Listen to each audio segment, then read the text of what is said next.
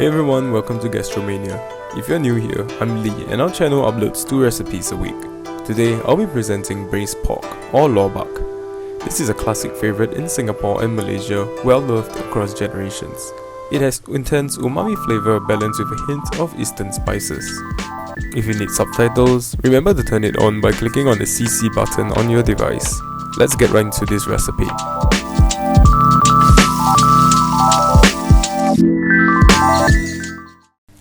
Let's take a look at the herbs and spices. Here's a summary of those used in my recipe. Pause the video if you need to refer to it. They are also available in the description below. First, we have 1 stick of cinnamon bark or gui pi. Being an essential spice, it has sweet, woody flavor, a slight citrusy note, and provides a spicy aftertaste. Its flavor is very strong, so it's not advisable to add more than 2 for 4 people's portion. Next, we have star anise or ba jiao. Star anise has a sweet, licorice-like fragrance. Star anise is also an essential spice for braised pork. The next spice I'm using is green cardamom or xiao dou kou. It contains a pine-like and sweet taste while being zesty and citrusy. Green cardamom contains antioxidants and has diuretic properties. This item is optional, but I like to include it to make the braise slightly citrusy. Next, we have cloves or ding xiang. Cloves have one of the most unique flavors of all spices. Its flavor is very pungent, sweet, while at the same time having a bitter, astringent flavor that numbs the mouth. This spice is optional, but I love the pungent kick it provides, and if you're adding it, do not add more than 8 of these. They really pack a punch in that small package.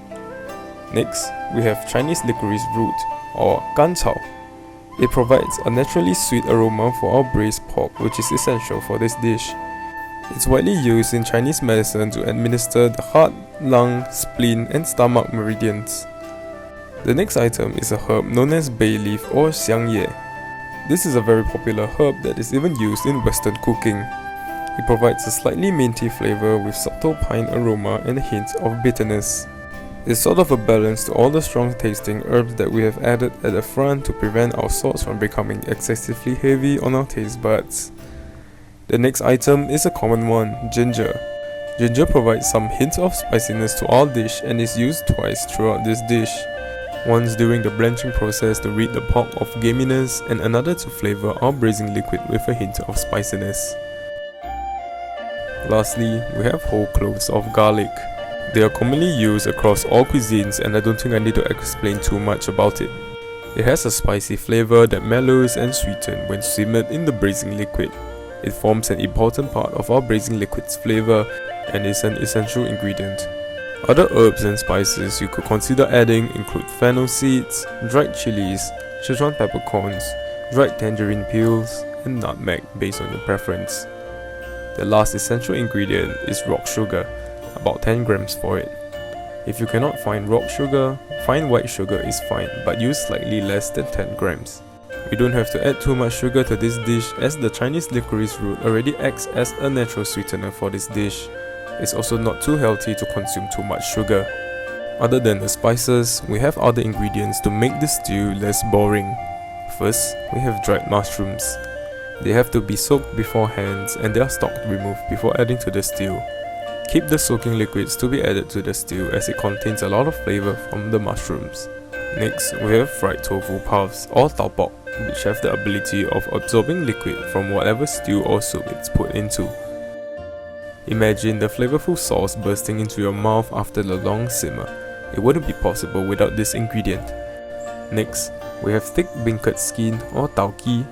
I prefer using the kind that are not fried, otherwise it makes this dish unnecessarily oily and we don't want that since the tofu puffs are already fried. Prepare it by soaking it in water beforehand to allow it to soften before cutting it up with a pair of scissors into bite-sized pieces to be added. The last item I'm adding are hard-boiled eggs. Like beancurd skin, they will absorb the flavor of the braising liquid over the simmer and you get really lovely braised eggs at the end of the stew, similar to tea eggs. Prepare them by boiling in water for at least 8 minutes, peel off the skin when they are done and add them to the sauce once it's sufficiently seasoned. Next, we come to the star of the show, the pork. This portion of meat is the pork shoulder. The meat is firm but contains streaks of fat in between, which is really suitable for braising as the meat can withstand long heating processes and the fat render out in the course of the braise, making the sauce really flavorful. Prepare them by blanching in hot water for about 4 to 5 minutes with 2 slices of ginger to help remove the gamey taste.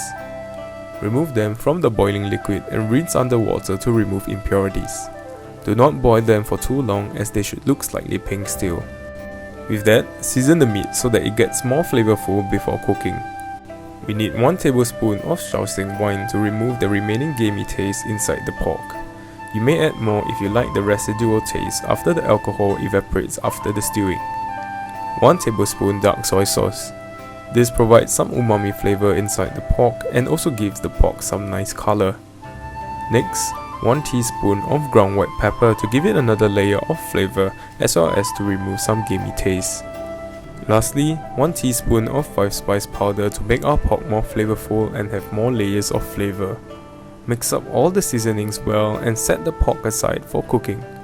And with that, it's time to start cooking! Add about 2 teaspoons of vegetable oil to the wok and heat it up. Before the oil gets too hot, add in the remaining ginger slices, garlic cloves, star anise, cinnamon bark, green cardamom, and cloves. Fry all the herbs and spices until they are fragrant. This should take about 2 minutes or less. Once the aroma of the spices can be smelled strongly, add in the prepared meat. Stir fry the meat to let the dark color get into the meat so that it's nicely colored. This will take about 1.5 to 2 minutes of frying. Once the meat becomes darker and firmer, add in about 1 liter of boiling water. Let the water boil and deglaze the wok. While waiting for the water to boil, add in the pre-fed bay leaf by folding into half before adding it into the water. Break up the licorice roots to halves so that they can better release their natural sweetness into the sauce. This is going to take some effort as they are dried and quite fibrous to break apart.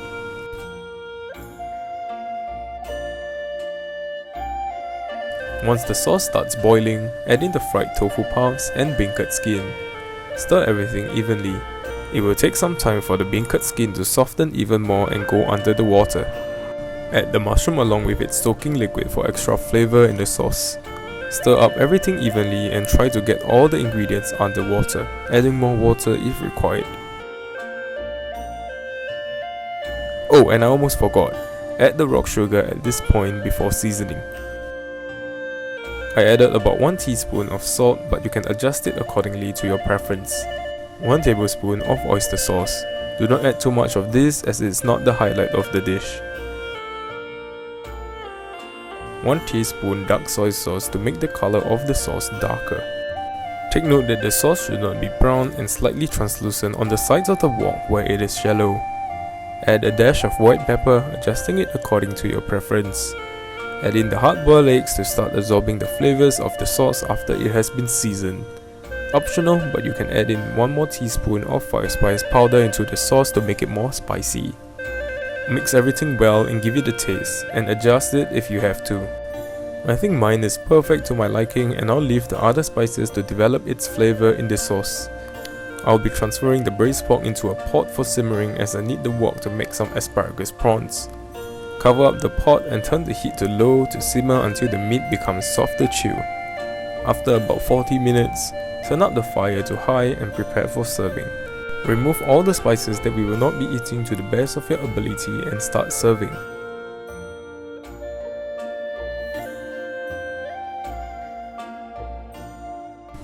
Garnish the braised pork with some cilantro or spring onions.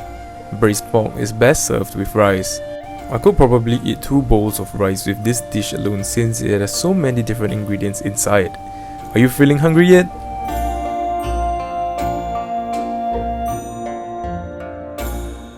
We have come to the end of today's episode. If you like the braised pork recipe, consider subscribing to our channel for 2 recipes a week. Be sure to leave any comments if you have any. I read all comments and will reply you when I read it. And with that, I'll see you in my next video.